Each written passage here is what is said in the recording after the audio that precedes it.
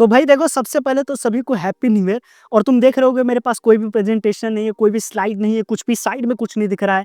तो बिल्कुल फ्रैंक मैं बोलने वाला हूं। देखो, मैं तुम्हें अब बहुत ज़्यादा खुश तो हमेशा कर नहीं सकता, बिकॉज़ 20 से 22 दिन बचे हैं और तुम मुझसे अगर एक्सपेक्ट कर रहे हो कि भैया कोई मोटिवेशन दे दो, कोई आग लगा दो मेरे अंदर, एकदम 20-22 दिन में पागलों की तरह पढ़ूँ और आईआईटी पहुँच जाऊँ। तो देखो, ऐसा कुछ नहीं है। और हाँ, मुझे मालूम है तुमने ब्लॉग देखा होगा, टेक फेस्ट का देखा होगा, मूड इंडिगो का देखा होगा और लग रहा होगा भैया बस कैसे भी करके एकदम एग्जाम अच्छा जाए, 99 100 परसेंटाइल ले आऊँ और बस आईआईटी चला जाऊँ। तो देखो भाई, जितना ये देखने में आसान लगता है उतना ही ज़्यादा मुश्किल होता है। अभी जैसे मैं आईआईटी गया तो मैं बहुत सारे बच्चों से पूछा, कुछ बच्चे ऐसे भी मुझे दिख रहे थे जो 8th क्लास से 9th क्लास से उन्होंने तैयारी स्टार्ट कर दी थी।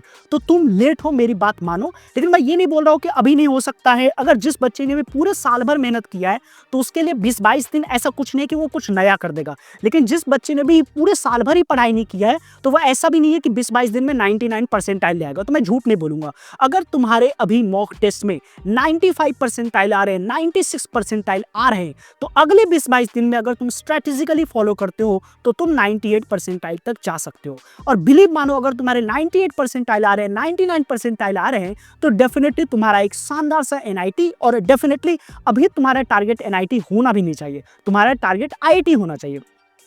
अब कुछ बच्चों के माइंड में ये आता है कि सर मतलब बोर्ड्स का क्या है। तो देखो, बोर्ड्स के 75% को हम बहुत हल्के में लेते हैं, लेकिन काफ़ी सारे बच्चों के साथ ऐसा देखा गया कि वो आईआईटी की धुन में ही लगे रहते हैं। उनको लिखना ही नहीं आता है कि किस तरीके बोर्ड्स के आंसर लिखते हैं। और अगर गलती से तुम्हारे बोर्ड्स में तुम अटक गए ना, जैसे मैं अपनी भी बात करूँ, बहुत सारे बच्चों को मैंने देखा है जो जेईई मेन क्रैक कर देते हैं, जे एडवांस में भी क्रैक कर देते हैं, लेकिन बोर्ड में ही लटक जाते हैं। तो ये गलती आप बिल्कुल ना करें। इसलिए मैं यही बोलूंगा कि जेईई मेन की तैयारी करो अगले 20-22 दिन तक, लेकिन बिल्कुल भी बोर्ड्स को तो बिल्कुल भी नहीं छोड़ना, क्योंकि बोर्ड्स का सिलेबस और जेईई मेन का सिलेबस ये ऑलमोस्ट केमिस्ट्री में तो खासकर सेम ही होता है।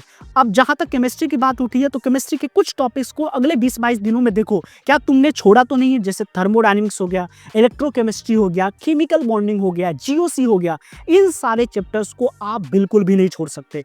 टॉकिंग अबाउट द फिजिक्स, आपको ये देखना पड़ेगा कि वेटेज किसका ज्यादा है। इसके लिए मैंने वीडियो ऑलरेडी बना दिया है, और अगर उसका वेटेज ज्यादा है और अगर तुम्हारा इंटरेस्ट ज्यादा है तो उन सारे टॉपिक्स को डेफिनेटली कर लो। जैसे इलेक्ट्रोडायनेमिक्स वाला पार्ट जो है, उसके क्वेश्चंस बहुत ज्यादा आते हैं। टॉकिंग अबाउट द मैथमेटिक्स, बहुत सारे बच्चे खास करके, जैसे मैं बिहार से वीडियो शूट कर रहा हूं तो उनका मैथमेटिक्स अच्छा होता है, तो मैं उस पर कोई कमेंट नहीं करना चाहता। लेकिन जिसका मैथ्स कमजोर है और फालतू में वो लगा हुआ है कॉम्प्लेक्स नंबर को लेकर के कि मैं तो एकदम मैथ में भी फुल में फुल लाऊंगा, तो ये तुम्हारी गलत फहमी है। JEE main is not like IIT कि हमें सारे सब्जेक्ट में इंडिविजुअल कट ऑफ पार करना है। हमें कुल मिला के नंबर्स को ज्यादा लाना है, और हमारा at the end of goal क्या है भाई, आईआईटी। तो आपको केमिस्ट्री और फिजिक्स को बिल्कुल सॉलिड करके रखना है, क्योंकि ये हमेशा आसान आता है। मैथमेटिक्स हमेशा हार्ड आता है, तो उसको हमेशा लास्ट ऑप्शन रख सकते हो। अगर पेपर को भी अटेम्प्ट कर रहे हो, घर पे भी कर रहे हो, कोई भी मॉक टेस्ट दे रहे हो, तो chemistry should be done in 30 minute, physics को उसी के अनुसार 15 मिनट एक्स्ट्रा दो, और मैथ को लास्ट में छोड़ दो कि अगर तुमसे बन जाए तो ठीक है, नहीं बनता है तो नहीं बनता है। अगर मैं ऑर्गेनिक केमिस्ट्री की बात करूं, क्योंकि बहुत सारे बच्चों को ऑर्गेनिक केमिस्ट्री से डर लगता है, तो जितने भी रिएक्शंस है उनको पेपर पे लिख करके याद करो, बार बार उसे रिवाइज करो, तब जाकर के तुम्हें याद हो जाएगा, खास करके जो नेम रिएक्शंस हैं। इनऑर्गेनिक केमिस्ट्री के लिए ज़्यादा कुछ हाथ पैर में ही मानना है। केमिकल बॉन्डिंग को पूरे अच्छे तरीके से पकड़ के रखो, ताकि कोई भी क्वेश्चंस गलत ना हो। अगर मैं फिजिकल केमिस्ट्री की बात करूं, तो बार बार फॉर्मूले को देखो, चाहे इलेक्ट्रोकेमिस्ट्री का फॉर्मूला हो, चाहे थर्मोडायनेमिक्स का फॉर्मूला हो, खास करके इन सारे चैप्टर्स से, केमिकल काइनेटिक्स हो गया, इन सबको अच्छे से पकड़ के रखोगे। फिजिक्स में फॉर्मूला को ध्यान रखो।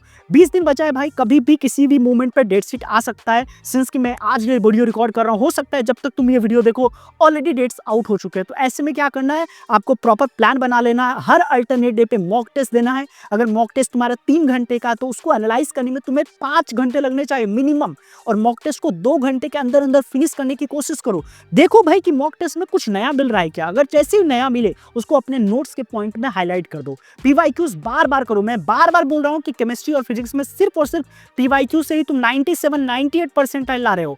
जैसा कि मैं एक शॉर्ट वीडियो भी बनाऊंगा, मैं बता रहा हूँ, अगर तुम कोई क्वेश्चन अटेम्प्ट नहीं भी करके आ रहे हो तो भी तुम्हारे 30 से 40 परसेंटाइल आ रहे हैं। इसका मतलब सोचो कि कितने गधे हैं भाई। कंपटीशन बहुत बड़ा है, 15 लाख 16 लाख पता नहीं कितना होगा, लेकिन उसमें से सीरियस बच्चे कितने हैं, 1.5 से 2 लाख ही हैं। तो ये मत डरो कि यार अब मेरा क्या होगा, कंपटीशन में 1.5 से 2 लाख ही बच्चे हैं, जितना एक नॉर्मल एग्जाम में तुम आराम से फाइट करके ला सकते हो। तो देखो, वीडियो को लंबा करने का कोई सेंस नहीं बनता इस मोमेंट पे, बिकॉज अभी तुम्हारे हर एक सेकंड तुम्हारे लिए कीमती है। और ये भी मैं नहीं बोलूंगा कि last 20 days, last 15 days, last 10 days ऐसे करके तुम बार बार वीडियोस देखने के में टाइम मत वेस्ट करो। तुमने डिमांड किया इसलिए मैं एक वीडियो ला दिया, अदरवाइज जरूरत बिल्कुल भी नहीं है। मेरा भी वीडियो कम से कम ही देखो, टाइम लगाओ, अपने जो भी आपने 1 साल मेहनत किया है, 2 साल मेहनत किया है, 3 साल मेहनत किया है, उस पर फोकस करो। अगर उस पर तुमको भरोसा है तो डेफिनेटली तुम्हारी एक शानदार परसेंटाइल आएगी। उसके बाद तुम जे एडवांस का एग्जाम दोगे, फिर तुम्हारी जो आईआईटी वाली बूम वाली लाइफ है उसको तुम जी सकते हो। चैनल पे नहीं हो तो सब्सक्राइब करो और कमेंट सेक्शन में बताते जाना कि तुम्हारा टारगेट परसेंटाइल कितना है। मैं मिलता हूं आपसे नेक्स्ट वीडियो में। Thank you and love you all, bye.